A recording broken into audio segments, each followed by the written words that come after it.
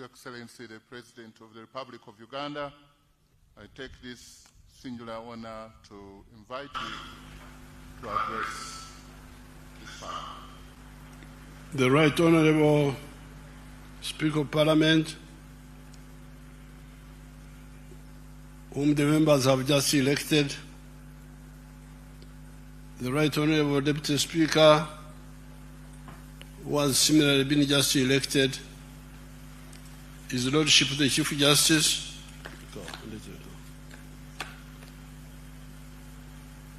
the Honourable Members of Parliament, and all the invited guests. First of all, I congratulate you, the Right Honourable Speaker, and the Deputy Speaker for being elected. Congratulations. And I thank the members of Parliament for carrying out their mandate peacefully and transparently. Thank you so much. I was last in a court of law 70 years ago, in 1956. And the offense I had committed was the offense of Okwonesa. I was looking after our cows, and some boys were playing football, so I joined them for just a few minutes. And the cows went in somebody's garden. And by the time I went there, they were really feeding on the millet of the man. So I was taken to court. And before I went to court, my father advised me that when you go to court, you say, you plead guilty. If you plead guilty, they will be lenient to you. That was the last time I was in court, 70 years ago. So I was very amused today when I heard the CJ deciding the case which was brought by one of the opposition people who wanted to campaign. And then the CJ, I was just listening carefully, the CJ, no, we cannot allow campaigning because what you are talking about is campaigning. I thought that was very interesting. I was amused because I have not been to a court system. Then the Speaker decided on the question of the numbers. There was another opposition person, who, I don't know what the opposition, another member who said the members are 370 or 519. Then the Speaker also decided it very, very wisely, and I was interested. I was just watching and enjoying. But I remain with one grievance: the way the CJ blacklisted one of my votes, because somebody had written for both Tayewa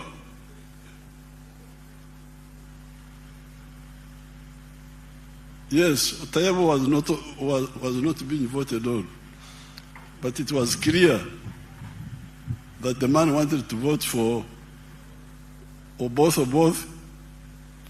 and also Tayewa. So why declare that vote invalid? I need you to give me, because that's how I had been losing votes. If you check all these elections, you find that the spoiled votes are like 500,000, 500,000, and they are all NRM votes. Because my people, instead of marking in the box, they mark the picture of the person. So why do you say that is invalid? Because he has shown you what he wanted. So once the CJ has decided, I have nowhere to appeal. So I'm just mourning now. Now, with the NRM people,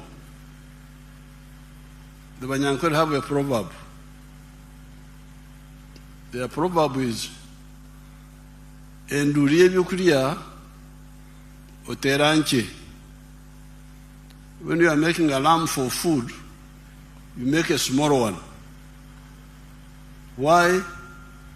Because you want a few people to hear the alarm and come and join you. You don't want too many people to come and eat the food.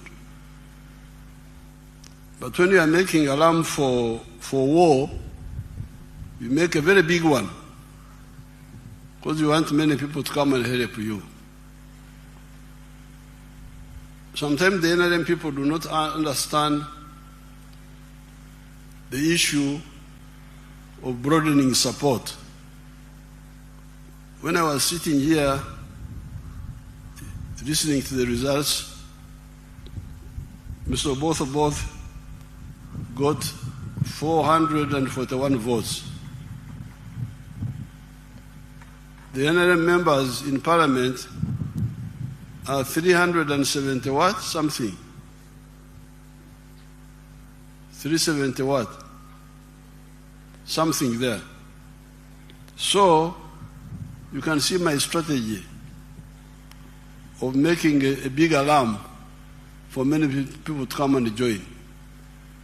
The 372 have been joined by others. That's how we got 441 for Honorable Both and 457 for Tayewa.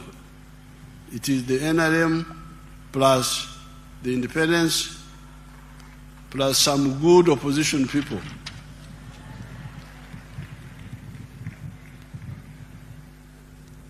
No, but I must mourn the 15 votes which my ally Mao took away. Because those are also my votes, because I'm in alliance with Mao. But he took away my 15 votes. Then my son Akena, through the girl called Sarah, took another 14 votes. Those are my allies taking away my votes. We shall sort it out with the allies. Now I congratulate all of you, the leaders. But this time, I'll have to be very, very, very clear to everybody. I have been involved in fighting for Uganda's future for the last 65 years. Started in 1960 when I was in the middle school. I was really active. In all these years, we have evolved answers for our people, which help them. I started in the cattle corridor area, the Nyabushozi area.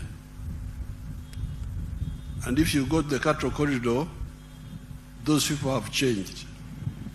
They have gone from nomadism to settled agriculture, and they have developed a dairy industry which has given them a much better life. They have a lot of things to do. I'm still quarreling with them. They need to go from free range to growing pasture and zero grazing, because they will be much better, but they have moved all the same. After that, 1995, I moved to the rest of the country. And in the 1996 manifesto, we introduced the 4 acres model.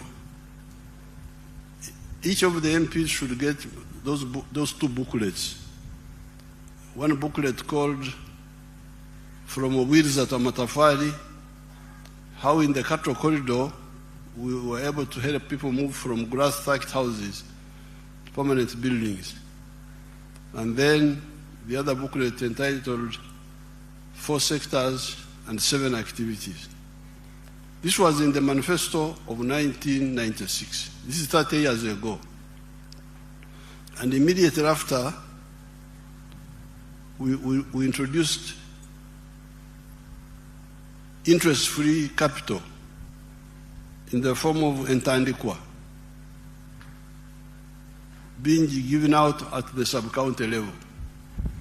Now, all these years, we have been introducing programs for the poor people. And those who listen do very well. Show this wonderful parliament, my friend from Karamoja, the one who benefited from the Operation Wealth Creation. Let's see that man of Karamoja. I am a model farmer in Abim district. My village here is called Arangetoy West. Arangetoy Parish, Abuk Town Council, Abim district in Karamoja. The mango trees you are seeing here were given to me by the president through Operation Wealth Creation. I received 200 mango seedlings, and I planted all, and they are all doing well. Apart from this venture, I got money from PDM last year. I got 880,000. And I used 800,000 for buying 10 goats. And the goats are there. They have multiplied. They are now 16. Part of the money of PDM I used for buying cassava stems. Through that money, I've managed to plant 2 acres of cassava. They are now doing well. The first acre I intend to harvest next year in January. Then for the mangoes, you are seeing, I started harvesting last year in 2023. The first harvest, I got 6 million. That was in June. Then second harvest in November, not September, November, I got another 6 million. So last year, from these mangoes, I got 12 million shillings. I've been selling to the people around. Actually, Soroti Fruit Factory has booked this mango. They want me to take these mangoes tomorrow, 2025, to the factory. Actually, I've been selling locally. I've been selling 1 at 500 shillings, 2 1,000. And people are buying. These mangoes are very good. The mangoes, trees you are seeing here, are giving me money. A lot of money. And I want to thank His Excellency, the President of the Republic of Uganda, Kaguta Museveni, for coming up with the idea of Operation Wealth Creation in the country. This is money. I am not going to suffer. My children will not suffer because of this wealth. I call it wealth now. I always harvest. I don't harvest mango. I harvest money, not mangoes. So I want to thank our president so much. And next year, if all goes well, I expect to get 18 million first harvest. And then second harvest, I also expect to get 18 million next year, 2025. So altogether, I expect to get 36 million shillings. Now, that is the testimony of somebody from Abim, more than 500 miles from here, who got materials, planting materials, and some money from 2 of those programs. You first got from Operation Wealth Creation, got seedlings. Now from PDM he got money for cassava and for goats. Now, where we are, after 60 years, 65 years of trying to move our people, I'm in a position to really be very rough with people who want a level of leadership but don't care about the people they lead. In the past, I've been polite. I talk as if I'm a preacher, like John the Baptist. Please, please, please, please. But now, as president of Uganda and chairman of the NRM, I will be very, very, very, very rough with people who want titles but don't want to help, who betray the people they lead. Why? Because I have already laid a trap for all of those people. I have put money through government programs by begging and begging all these big people, parliament, what? We have got programs on the ground. As I speak now, in every parish, there is 800 million shillings low-cost capital in each parish, 800 million. 500 million new money, and 300 million which should have been returned in the third year. So there's 800 million per parish now and per ward in Uganda. So if you say you are a leader, minister, member of parliament of the NRM, the opposition, I can't control them. They can do their own things. But for the NRM ones, I really demand that you go back to these parishes and you say, where is the 800 million? It should have covered 800 families now per parish. And in the manifesto, we are going to increase the money. We are going to make it 200 million now per year instead of 100 million.